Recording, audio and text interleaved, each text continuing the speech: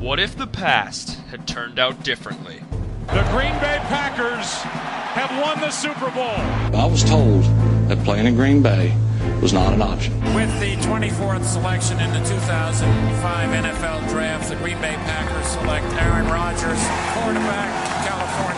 And Majkowski appears hurt. Oh, Majkowski's in great pain, Ahmad. And reliable sources now tell CBS Sports that Parcells is very close to accepting a Green Bay Packers offer. Gentlemen, let me introduce to you the new head coach of the Green Bay Packers, Mr. Phil Bengtson. What would the past look like?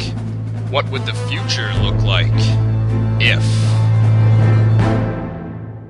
Okay, let's move on to the What If segment. Like I said, it's submitted by Twitter, and thanks everyone. We've gotten a ton of tweets and Facebook messages and some emails and even some YouTube comments about different What If segments. So thank you everyone who's submitted those, and we'll try our best to get to all of those. We're going to probably do What If on every other week once the season starts really rolling. Just because we're going to have a ton to talk about, obviously, especially with fantasy football coming up. So we'll try our best to get to as many of those as possible, but keep sending those, and if we keep getting a bunch, and they're all great ideas like they have been so far, maybe we'll do more than I just mentioned. But this week's What If topic was submitted via Twitter by JAbraham34. He writes, at Green and Gold Forever, what if Don Majkowski didn't get hurt? What if he started the whole 1992 season? Would we have flourished with Holmgren? 1991 was a continuation of a long string of bad health, bad play, and bad luck for Don Majkowski. The one-time Magic Man, who just 2 years earlier finished second in the NFL's most valuable player voting, was banged up and sitting on the bench as he watched former Bears quarterback Mike Tomczak play out the string on another losing campaign for the Green Bay Packers. Things couldn't get much worse.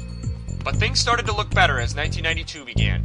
On January 11th, San Francisco 49ers offensive coordinator Mike Holmgren was hired to replace Lindy Infante as head coach. While in San Francisco, Holmgren was in charge of one of the most powerful offenses of all time. He coached Hall of Famer Joe Montana to his best year as a pro in 1989, and was just coming off a 1991 campaign that saw two 49er quarterbacks, Steve Young and Steve Bono, finish ranked in the top 4 in the league in passer rating. One of the first things Holmgren decided when he came to Green Bay was that the quarterback job was Don Majkowski's to lose, but there certainly would be competition. Mike Tomczak led the team in passing in 1991, and in February, new Packers general manager Ron Wolf traded a first-round draft choice for the player he originally wanted to draft the year before when he was working for the New York Jets, quarterback Brett Favre. When camp arrived, Brett Favre was named the backup quarterback. The starting position would be a battle between Majkowski and Tomczak. Majkowski would win the job rather easily because Mike Tomczak never reported to training camp. He would hold out for 26 days until the team released him in the first round of preseason cuts. Majkowski would start opening day. Majkowski's 1992 campaign started off promising with a solid start in an overtime loss to the eventual division champion Minnesota Vikings. The next week in Tampa Bay, however, Majkowski struggled. He was replaced at halftime by Brett Favre, who didn't fare much better. The Packers were pounded by the Bucs 31-3, and Green Bay found themselves at the familiar position of 0-2. Holmgren would name Majkowski the Week 3 starter against the 2-0 Cincinnati Bengals at Lambeau Field. Angry about being benched the week before, Majkowski was out to prove he belonged as the starting quarterback. His third and final start of the 1992 season lasted 6 plays. Majkowski hurt his ankle and would leave the game. Brett Favre would enter the game and engineer a dramatic comeback that resulted in a 24-23 Packers win. And when Majkowski was ready to return later that season, Holmgren stuck with his gut and kept Favre as his starter despite a personal policy that a starter could not lose his job to injury. Favre would start every Packer game for the next 16 seasons and lead the team to 160 victories and a Super Bowl championship. Majkowski would spend the rest of his career in relative obscurity. He would start 8 more games the rest of his career for 2 different teams. In his final season in 1996, the Magic Man would return to Green Bay as the starter for the Detroit Lions. He would watch his former backup throw 4 touchdown passes, and the Lions were soundly beaten by Brett Favre and his eventual world champion teammates. But what if Don Majkowski hadn't gotten hurt? Would he have flourished under Mike Holmgren's system and returned to prominence, or would Brett Favre have eventually overtaken him anyways? What would the legacy be of both Favre and the Magic Man? What if Don Majkowski had not gotten hurt on September 20th, 1992?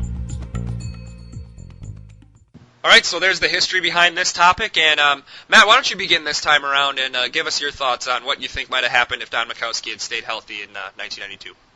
Okay. Well, I mean, obviously, Majkowski probably would have been, continually starting throughout that season, but you kind of look at how things were going for him. Been banged up the last couple of years before that. He only threw 3 touchdowns and 8 picks in 91, so the year that before he got hurt. So, I mean, you look at Brett Favre coming in, having an awesome game against the Bengals there after the injury, winning the game. And it seems to me that this is kind of when Brett started to create all of that magic. Mm-hmm. So, 92 he comes in. If Majkowski doesn't get hurt here, I think the biggest thing that happens is that maybe Favre doesn't quite have the leash that he ended up having. So Majkowski goes down, Favre comes in, plays great in 92. But then in 93 is kind of where he started to struggle a little bit then. So you wonder if he didn't, I think Majkowski probably would have ended up losing his job anyways. I just kind of feel like the franchise had sort of had enough. He had a really good season in 89, 27 touchdowns, 20 picks, threw for a ton of yards. But other than that, just wasn't really anything special. And so, I mean, I think he probably would have lost the job, whether it was that season or maybe the start of the 93 season. But then you look at Brett Favre coming in fresh in 93. I guess you don't really know how he's going to perform if he starts the season as the starter. So I guess in my opinion, I won't get quite to the conclusion yet. I'll let you talk. But I feel like maybe Favre's leash would have been a little bit shorter. But I feel like Favre probably would have ended up being the starter anyways eventually. Mm-hmm. Okay, yeah, I think you make a lot of really good points. Don Majkowski is very interesting. I think in 1989, that's what people will remember him by up here, and rightfully so. That he was fantastic that year. Led the NFL in passing yardage, led also in completions. Had a very, very solid year. When he comes back in 1990, however, he did get hurt in 1990, but it wasn't until the end of the season. Still started 8 games. He held out.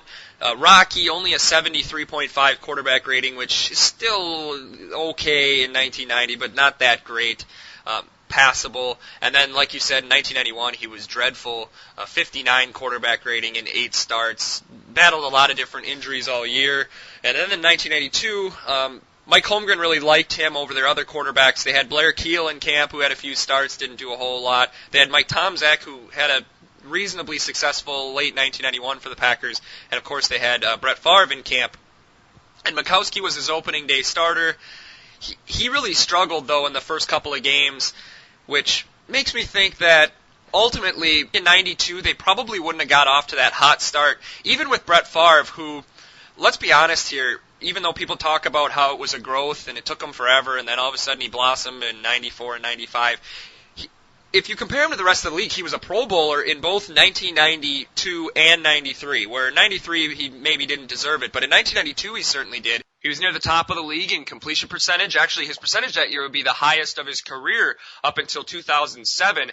He was among the league leaders in passing yardage, in touchdowns with 18, and had one of the lower interception percentages in the entire league, only threw 13 that year. Made the Pro Bowl roster.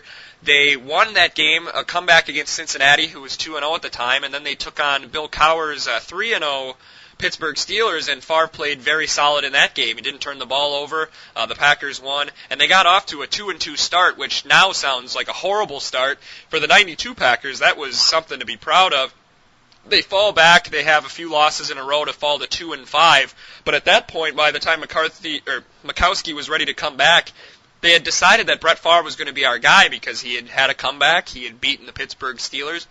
I think that if Majkowski was able to stay healthy through that game, they would have lost to Cincinnati in all likelihood. They probably don't beat Pittsburgh, who was a very good team, ended up being the 2 seed in the AFC that year and a perennial AFC championship contender throughout the next 5 years.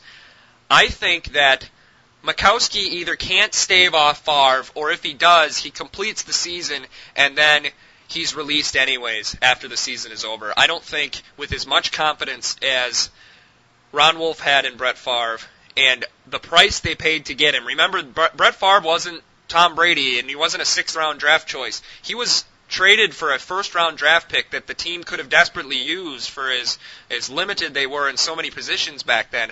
I think Brett Favre is the starter in 1993, regardless of what Don Majkowski does. I think if Majkowski's in, that team had a moderately good defense, passable offense, but without Favre and Sterling Sharp, obviously Majkowski and Sterling Sharp had some chemistry together. But I think that without Brett Favre, that 92 Packer team is 7-9, 6-10. I don't think they're 9-7 without Brett Favre, to be perfectly honest with you. He played very, very well. So I think that Majkowski stays healthy, and I know I'm rushing to my conclusion, but I'll let you get to yours. If Majkowski plays in 1992, he has somewhat of a successful campaign, maybe has a bigger splash in free agency than he ultimately had in 93, signing as a backup for Indianapolis. Maybe it helps his career, but for the Packers, I think he's released, and Brett Favre, regardless of what Majkowski does, is going to be your starter in 1993. Okay, yeah, and I mean, do you want to go ahead and say what you think, what kind of ramifications that might have down the road, or? Sure. Yeah, I think the ramifications for that would be pretty similar to what they are. Maybe it takes Brett Favre a little bit longer to mature, but the team had also matured too as well. In 93, the team was better than Favre was. In 94, Favre was better than the team was. In 95, they kind of matured together. The defense was recovering from some of the woes they had in 94. Brett was phenomenal, as he had been in the second half of 1994. Favre, of course, won the MVP in 1995. I think maybe 94 is more like 95, or vice versa, where maybe they're about 9-7 in 93, about 9-7 in 94, and maybe in 95 they aren't quite ready to have a lead in the NFC Championship game in the fourth quarter at Dallas like they did. So maybe they struggle, don't get out of the second round. I still think, though, it would have turned enough heads to get people in 1996, especially with Reggie White really doing the hard sell to get a lot of guys here like Keith Jackson and Eugene Robinson, since he really started to see the writing on the wall. And I still think in 96 or 97, one of those 2 years, they still win the Super Bowl. Okay, yeah, and I agree with most of that. I'll go back to kind of where you left off before with the Majkowski. I agree that they probably would have either put Favre in towards the end of the season if they're struggling, or he probably would have been the starter in 93. Because, like you said, they invested a first-round pick in him. He was going to get his chance. So, like you said, the development might be a little further back. So I think that 94 and 95, like you said, might kind of fluctuate a little bit. So, I mean, we didn't make a Super Bowl run until 95. So he still has those, 2-3 years to kind of develop into what he's become. So maybe we aren't in the NFC Championship game in 95. And we don't come into 96 as pretty much, the odds-on favorite to win the Super Bowl. Maybe a little bit more of a dark horse, but I think that team was still so good. And I don't really think, like you said, Reggie White bringing guys in or helping bring guys in, and the way that Ron Wolf was, running the show, I think we still have to be the favorites in 96. So, again, I don't think too much is going to change. I think, yeah, like you said, maybe Majkowski gets a bigger contract, but at the end of the season, if he does finish, decently. But, I mean, just for argument's sake, I agree with you. I pretty much feel like everything would go down about the same, maybe just a few differences in records and maybe 94, 95. But, what if Majkowski does stick around in 93? I mean, do you think that Favre probably just beats him out that year, too, during the season, and maybe we're just, another year behind, or what? Well, that's tough to say. I think he wasn't really given a fair chance to compete in 92, so I really can't say how close they really were. I actually have a preseason game from 1992, and I haven't seen it in years, but if I remember correctly, Favre's first pass in his first preseason game for the Packers is a pick six, fittingly. But Majkowski was not very good either, so I think he probably does beat him out in 1993. I think what we're kind of talking about here, maybe that we could have a chance to speak about, is the NFL, when they tell the story of Brett Favre, they like to tell this narrative about how this was this young gunslinger with shades of talent, but he was mistake-prone, and he did all these kind of things, and Mike Holmgren had to put the reins on him and show him the way, and then he blossomed into this superstar, which overall is kind of true, but I think that's incredibly simplistic. Favre was good right out the gate.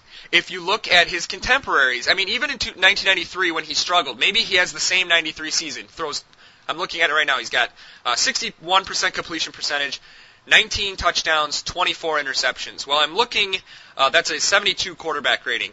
Warren Moon, who led a 12-4 Houston Oilers team, went to the Pro Bowl. His season was 58% completion, 21 touchdowns, 21 interceptions. This guy's a Pro Bowler. Boomer Esiason went to the Pro Bowl. 61% completion percentage, 16 touchdowns, 11 interceptions. That's a 84 quarterback rating, so a little bit better than Brett Favre. So it's not like his 24 interceptions was disastrous.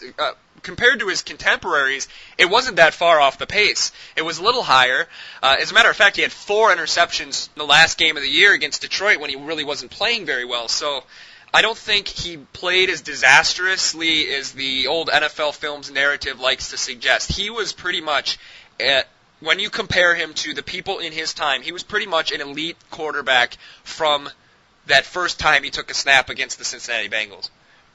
So, yeah, according to the NFL Films and, Kevin Bacon on Favre Forever, they make this Majkowski injury into being, the chance that Favre got. But according to us, regardless if he got injured or not, we think that, Favre's legacy basically ends up pretty much the same then. Yeah, I would agree with that. Okay, so that wraps up another edition of What If, and we'll want to thank Jay Abraham34 again for his submission of this topic on Twitter. Everybody, please continue to give us all your great ideas. We have a bunch of other ones that we want to get to shortly from others on Twitter and on YouTube and our Facebook page. And if you haven't been following us or don't know how to reach us on those different media sites, you can go to Twitter. That's Green Gold Forever on Twitter. The word green, the word gold, the number 4, the word ever. You can also go to our Facebook page, Green and Gold Forever Podcast, where you can interact with us. And Matt's going to be doing some updates during games, where I'll be doing updates on Twitter, so you can kind of interact with us during the games if that's something you care to do. You can also go to our email address, which is greenandgoldpodcast@gmail.com, or you can go to our YouTube page, which is Green Gold number 4, the word ever, same as our Twitter handle, where you can hear past segments from the show and also get a segment-by-segment breakdown of the complete show every week it comes out. So let us know what you think about anything, and also keep pumping in those what-if topics, and give us your opinions on different things going on with the Packers. We'll have a chance to read them. And actually, we did post a question on our Facebook page today that we got a response from, so Matt will be able to share that with us.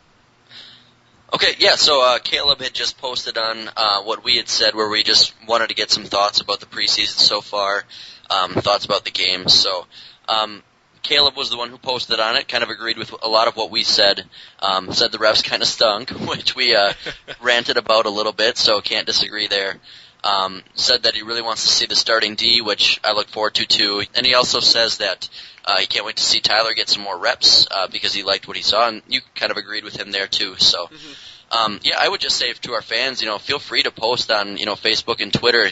If you comment on, just your opinions and thoughts, you're likely going to get in the show. So I would definitely recommend doing that. Yeah, definitely. So we'd love to hear from you, and hopefully we can incorporate that into our next episode, which should be about a week from today. You should look around Tuesday morning, late Monday night is when we're going to try to post all of these. I know that's a long time to wait after the preseason games, but they'll be much more timely during the regular season. So if you look for us every Monday night, Tuesday morning, we should have a new episode there for you to listen to. So for Matt out in La Crosse, I'm Eric in Oshkosh, and thank you very much for listening, and the season has begun, folks. Let's enjoy it.